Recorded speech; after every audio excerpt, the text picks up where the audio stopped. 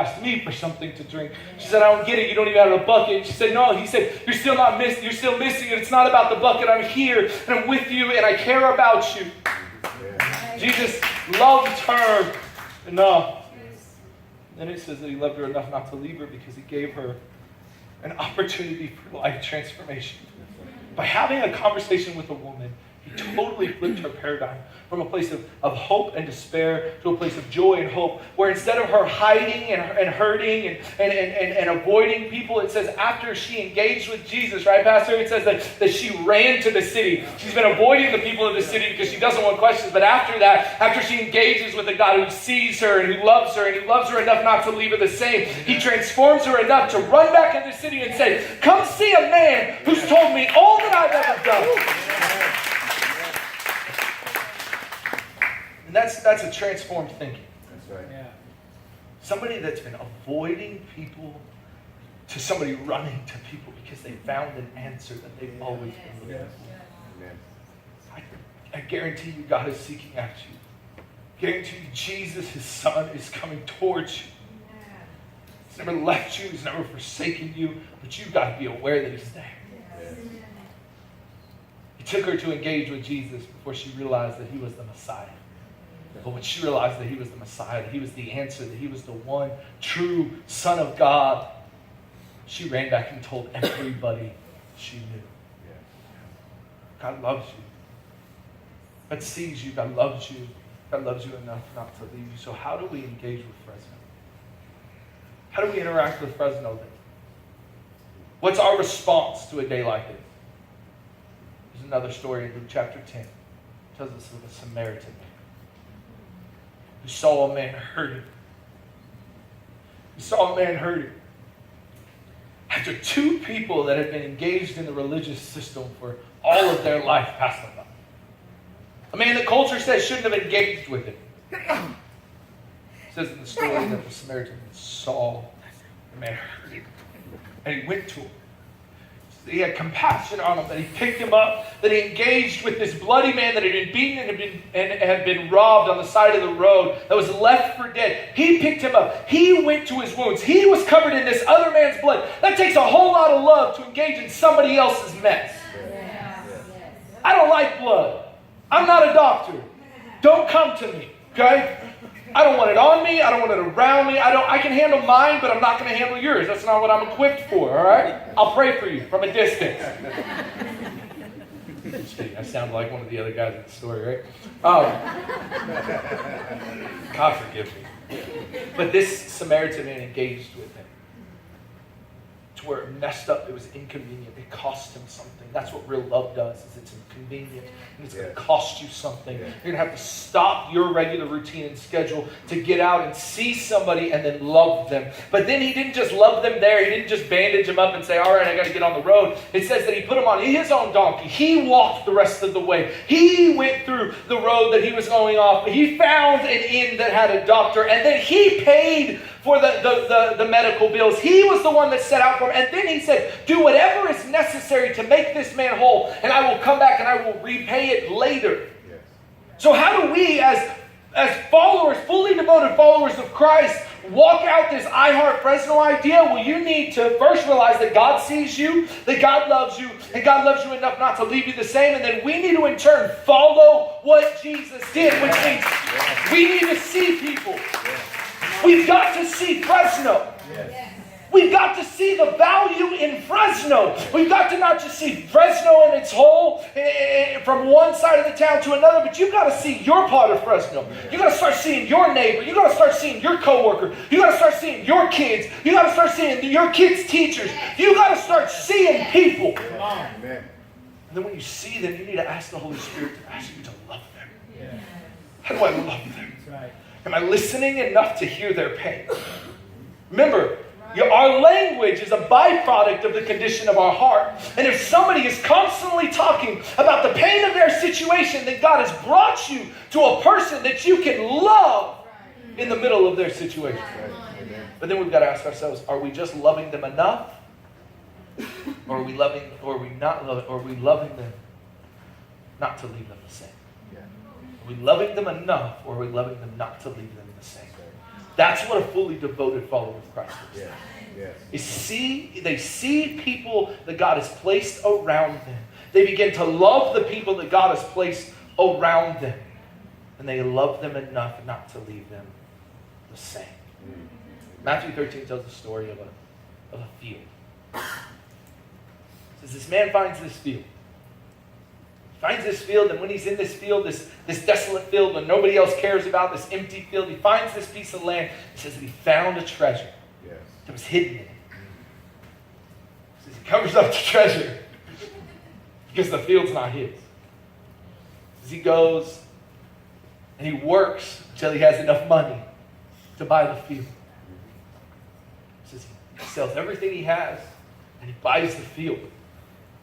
And everybody, if you think about this story, everybody says you lost everything. You gave everything away for an empty, desolate field.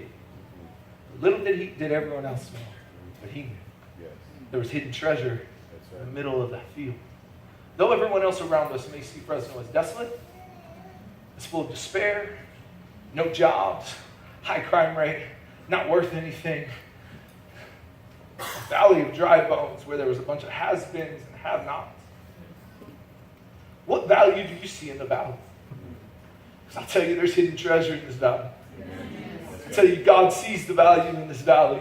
God sees the people that are in this valley. God sees not just where they are as piles and pieces of bones that haven't made it yet, but God sees where the potential of Fresno is. And if we are going to be fully devoted followers of Christ, we need to start to change our thinking. And we need to ask God to show us what value is there in Fresno? What value is there in my neighborhood? What value is there in my friendships? What value is there in my with my kids' school? What value is there at my workplace? What value is there in my Starbucks? What value is there? We need to start seeing value where others see despair. Amen. So if we want to heart Fresno, we need to ask God to show us the value in the value. That's right. Good. Good Lord. So here's what I'm going to do. Is I just want to pray for you. I'm going to pray that God opens your eyes. At the end of John chapter 4, his disciples were there and they were still asking questions. Why did you talk to this woman? Why are you over here at the well? You haven't eaten yet. It's lunchtime. All these questions that didn't matter. And Jesus responds to them and says, lift your eyes up. Lift up your eyes. Yes. It's translated more to say, open them completely to see what you're already not seeing with your natural eyes. See that this field that you're not caring about right now is ripe for harvest. It's a place without hope that needs the answer. My prayer for you today is that God would open your eyes. God would open our eyes to see Fresno the way that He sees Fresno. Yes. God would open your eyes to see your family, your friends, your places of work the way that He sees them. You know, it's okay. Dr. Martin Luther King Jr., his birthday is tomorrow. It says this. It says, it's okay. It's okay to have finite disappointment. But it's never okay to lose infinite hope. It's okay to have finite problems happen. I'm not asking you to be happy-go-lucky. I'm just asking you to be real. We have an infinite hope in Jesus. That's right. We have an infinite hope in a Savior. So can I pray for you? Yes. Let's pray. God, I thank you for today. I thank you for what you have done today. I thank you for allowing me to come and just share your word, God, with these people, God, my family. I thank you for the family of Fresno. Yes. God, forgive us for only seeing our situation. Forgive us, God, for thinking that you are not there when, God, you have always been present in our lives, God. As you have always been constant, you have always been there, God. You're an ever-present, always proved person with us, God. And I just ask, God, that you would do what only you can do, God, and open our eyes to the world around us. Help us to be carriers of hope in a hopeless city. And help us to be beacons of light in a dark city. And I thank you, God, for your presence there. And I ask that you would transform our hearts from this hard condition that we may have with the words that we choose to use. God, help us to see this city the way that you see this city. Help us to see people the way that you see people. Or let me say it this way. Help us to see others the way that, God, we know that you see us. God, that you love us. God, you love them. God, I thank you for what you're doing. Now, I'm just going to ask this with all heads bowed and eyes closed. Now, maybe this is your first time, or maybe you've been coming for a while, and today something kicked you in the heart and say, man, I want to know more about that Jesus that really does love me. I want to know more about that God that we talk about, that's a good Father. I need help walking with someone that can guide me, like we talked about the Holy Spirit. Well, the awesome thing about our relationship with God, yes, we're in church today, but you don't have to wait for church to experience salvation. Experience His saving grace on our life, but you're here. That thing that kicked you was God. And I say, man, I love you. And I want to show you. I want to express my love for you to not leave you the same. You're tired, you're worn out, you tried your thing. You know it doesn't work. You tried mine, it doesn't work. God works. Because God's real and His love's real. It says this, it says that if we just believe, and then we confess with our mouth that Jesus is Lord, believe in our heart, deep conviction, down to the core of who we are, we confess with our mouth that Jesus is Lord, that God raised Him from the dead. So that means that He is really God. He's not just a good man or a good prophet, but that He is really God. And He walked this earth and He died a sinless, perfect life for you and I so that we can engage in what real hope is. Not false hope, not fake security, but real hope. It says if you believe in that, then you're saved right now. So I'm going to do this. I'm just going to pray over you. And if you agree with what I'm saying, just say, God, that's me. God, I've tried it, and it doesn't work, but I want to know you. So I'm just going to pray over the rest of y'all. And then as I get done praying, Pastor Dan's going to come up. God, thank you for today. God, we are all broken sinners. We are all people that are imperfect. We make mistakes. We fall under our own selfish category, God. But you are real. God, you have sent your Son to die for us. God, thank you for that. God, and we believe that you are God. God, come and save us. Save those that are in this room that are looking for you, God. I thank you for what you have done today. And I pray that we would walk this out. This wouldn't be just good to our ears, that we would walk this out towards you.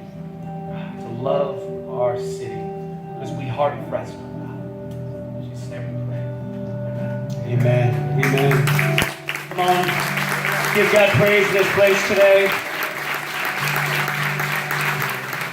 Amen. If you prayed that prayer for the first time, or maybe you rededicated your life to Christ today, you once were following Him, you're once connected to Him and His church, and you walked away and you've been doing your own thing, but today was a new day. It's from this day forward. I want you to tell somebody at the end of our experience, every experience, we have our prayer team that comes right up here. And they're here to pray with you. They ain't going to do anything weird with you, all right? They're just going to pray with you. They're going to stand beside you. They're going to link arms with you. Just let them know, hey, I dedicated my life to Christ today. I surrendered all to Him today.